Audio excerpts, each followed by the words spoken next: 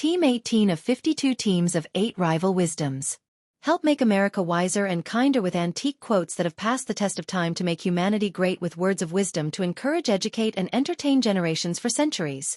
Give your kids a competitive edge with faster reading skills with timed practice videos, alpha cipher puzzles to learn letters, words and phrases, and repetitive easy math to help us all grow wiser and kinder.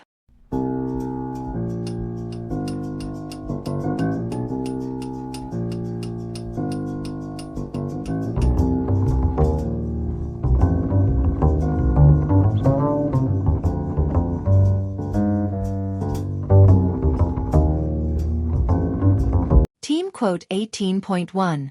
A friend may well be reckoned the masterpiece of nature. Ralph Waldo Emerson, 1803–1882. This beautiful quote from Emerson reflects his deep appreciation for authentic human connection and his transcendentalist philosophy.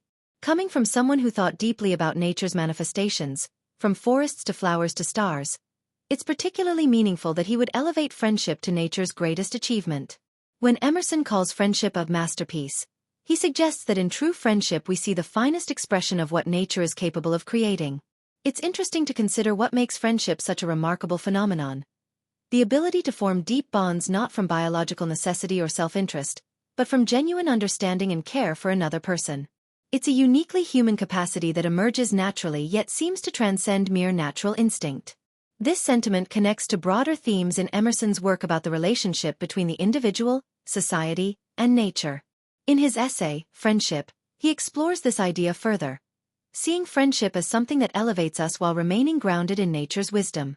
What I find particularly striking about this quote is how it positions friendship not just as a social construct or emotional bond, but as a natural phenomenon, perhaps suggesting that our capacity for deep friendship is woven into the very fabric of who we are as natural beings. Team Quote 18.2. Among mortals' second thoughts are wisest. Euripides, 480 BC. 406 BC. This ancient wisdom from Euripides, one of the great Greek tragedians, carries remarkable insight about human decision-making. The quote acknowledges a fundamental truth about how our minds work best, that our initial reactions aren't always our most thoughtful ones. It's particularly meaningful coming from a playwright who specialized in depicting characters making fateful decisions, often with tragic consequences. In his plays, Euripides frequently showed how impulsive actions led to disaster, while reflection and reconsideration might have led to better outcomes.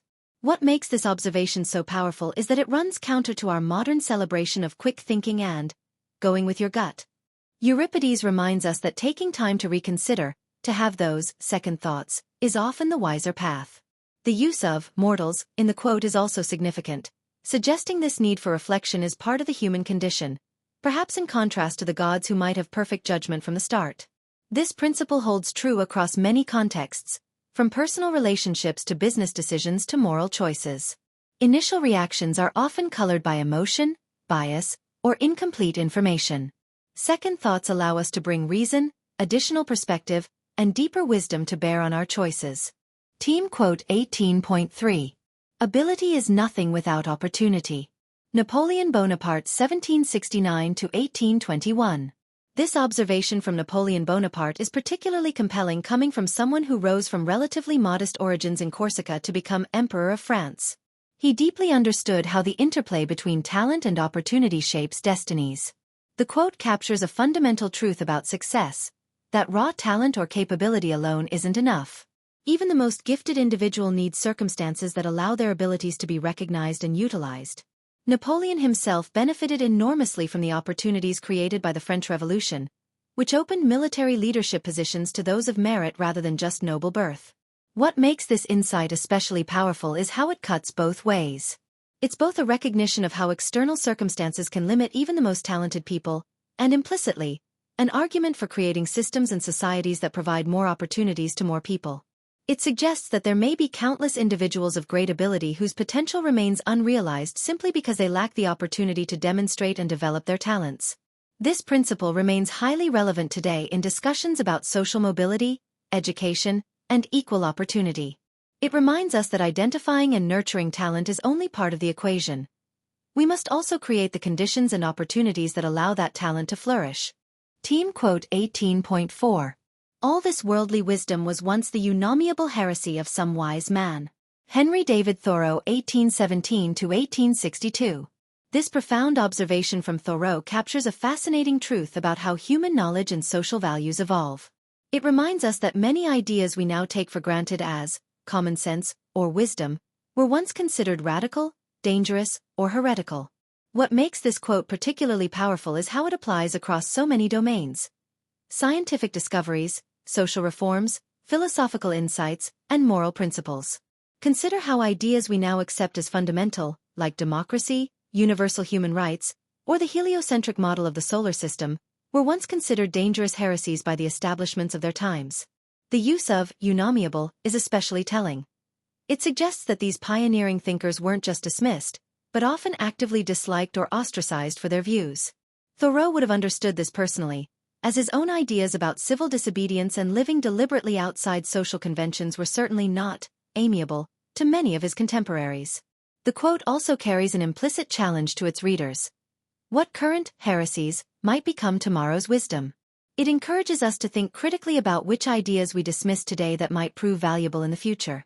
This seems particularly relevant in our own time of rapid social and technological change, where we're constantly grappling with new ideas that challenge conventional wisdom. Team quote 18.5. Love's language is imprecise. Fits more like mittens than gloves. Sarah Breedlove 1867–1919. Let me break down this quote for you on multiple levels to help understand its richness and context. First, let's understand who Sarah Breedlove was. She's better known as Madam C.J. Walker and was a remarkable figure in American history. She was the first self-made female millionaire in America and an African-American entrepreneur who built a highly successful hair care products empire. Her life story, spanning from post-Civil War America to the early 20th century, makes her perspective on love particularly interesting. The quote itself is a beautiful metaphor that compares the language of love to different types of hand coverings. Let's examine its components. The central comparison hinges on the difference between mittens and gloves. Mittens group all fingers together except the thumb, creating a loose, inexact fit. Gloves, in contrast, have individual spaces for each finger, offering precision and exactness. This difference is key to understanding the metaphor. When Breedlove says, "Love's language is imprecise," she's suggesting that the ways we express love don't always fit perfectly with what we're trying to communicate. Like mittens, our words and actions about love are sometimes loose, approximate, and imperfect. They get the general shape right but lack the precision of a perfect fit. The beauty of the metaphor lies in its suggestion that this imprecision isn't necessarily a flaw. Just as mittens can be warmer and more comforting than gloves despite their imprecision, sometimes the inexact nature of love's expression carries its own kind of warmth and comfort. The looseness allows for movement, flexibility, and growth within the relationship. Consider how this relates to real-world expressions of love. When we say, "I love you," those three words are like mittens. They roughly contain our feelings but can't possibly capture every nuance of our emotion with glove-like precision. Yet this very imprecision makes them universal and adaptable, able to hold different meanings at different times.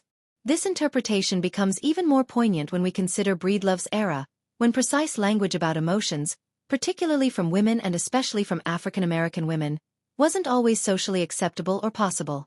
The metaphor might also reflect her understanding of how love transcends the precise boundaries of social class and race that were so rigid in her time. Team quote 18.6. He that complies against his will is of his own opinion still. Samuel Butler 1835–1902.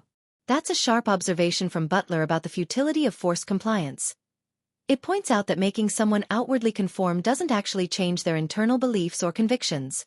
Even when someone yields to pressure or authority, their true views often remain unchanged. Though you've attributed this quote to Samuel Butler, 1835–1902, it's actually more commonly associated with Samuel Butler, 1612–1680, who wrote these lines in his satirical poem, Hudibras. This kind of mix-up is understandable since there were two notable Samuel Butlers in English literature. The later Butler you referenced was also a notable writer and critic, known for works like The Way of All Flesh. The sentiment expressed in the quote remains highly relevant today. It speaks to how genuine change and conviction must come from within rather than being imposed from without. You can compel behavior, but you can't force belief. Team quote 18.7. Philosophy is common sense with big words. James Madison 1751–1836. While this quote is often attributed to James Madison, I think it's worth noting that it's a bit uncertain whether he actually said these exact words, which is somewhat ironic given that the quote itself is about stripping away unnecessary complexity. The sentiment is quite interesting though. It suggests that philosophical ideas, despite often being expressed in complex academic language, are ultimately rooted in practical, everyday wisdom. It's similar to how Einstein said that if you can't explain something simply, you don't understand it well enough. However, I might respectfully disagree with the full implications of this quote. While some philosophy certainly overcomplicated things, many philosophical concepts actually reveal that common sense can be deceptive. For instance, quantum mechanics and relativity theory show us that reality often behaves in ways that defy common sense completely. Madison himself, as one of America's key philosophical thinkers during the founding period, certainly used complex ideas and language when necessary. Just look at the Federalist Papers. Though he also had a talent for making complex political theory accessible to the public. Team quote 18.8. Commerce changes the fate and genius of nations. Thomas Gray 1716 to 1771. This observation by Thomas Gray is quite prescient, especially considering how trade and commerce have shaped world history. Gray recognized that economic relationships between nations do more than just facilitate the exchange of goods. They fundamentally alter the character, development, and destiny of societies. Looking at the historical context when Gray made this statement in the 18th century, Britain was expanding its commercial empire and experiencing the early stages of the Industrial Revolution. He would have witnessed firsthand how international trade was transforming not just Britain's wealth, but its culture, social structures, and national identity. The quote remains remarkably relevant today. We can see how global commerce has shaped the fate and genius of nations like Singapore, which transformed from a small trading port to a global financial hub, or how China's economic opening to international trade dramatically altered its trajectory. Even the rise of digital commerce is continuing to reshape national destinies in the 21st century. Gray, who is better known for his poetry, particularly Elegy Written in a Country Churchyard, shows here a keen understanding of how economic forces shape human civilization. Give your kids free easy extra advantage math, spelling and reading workbooks you can download for free at stop2think.com or buy at educationstopshate.com. Free easy math wisdom workbooks with Octo-Repetition to grow math self-confidence. You'll get plenty of repetitive practice of age ranges and averages of our 52 teams of 8 quote authors. Free easy alpha Cypher coded puzzles teach letters, numbers and phrases using antique wisdoms that encourage and educate. Can you decode this Cypher quote of encouragement using either our learning to spell or just for fun instructions? And since time is money, practice reading faster with 52 teams of antique rival wisdoms that have passed the test of time to encourage, educate and entertain generations for centuries. We offer printed versions and timed videos with background music. Sign up for free weekly emails of 52 teams of antique rival wisdom workbooks with easy math, spelling and reading practice. And, if you'd like to get paid for sharing our wearable wisdoms, keep this in mind. Everyone I know wears a shirt, and most of us change them daily, so change your shirt and change the world. Social equalities are blatantly subliminal antique positive wisdoms repetitively shared without saying a word. This applies to all our wearable shareable wisdoms. Like pretty witty baby onesies and baby tees that you and others will see and read multiple times a day. The same is true with pretty witty kids, but they'll also share these wisdoms with anyone that can read at daycare or school. Youthful truths let your kids gain confidence sharing antique wisdoms with their friends. Imagine them sharing words of wisdom with classmates and teachers. Therefore I think tees I wear is a super easy way to share words of wisdom that have passed the test of time. Our social equalities help make us all wiser and kinder with blatantly subliminal messages promoting a more fair and equal opportunity society for all. And don't forget our giftwisdoms.com for birthdays and holidays that makes it easy to share the wisdom with clothing, coffee mugs and magnets. So do the future a favor by encouraging, educating and entertaining with words of wisdom that have passed the test of time to make us all wiser and kinder. With wearable wisdoms to fit babies, kids and adults. You can clothe a whole family, city or state. Join the 52 of 8 today at 52of8.com.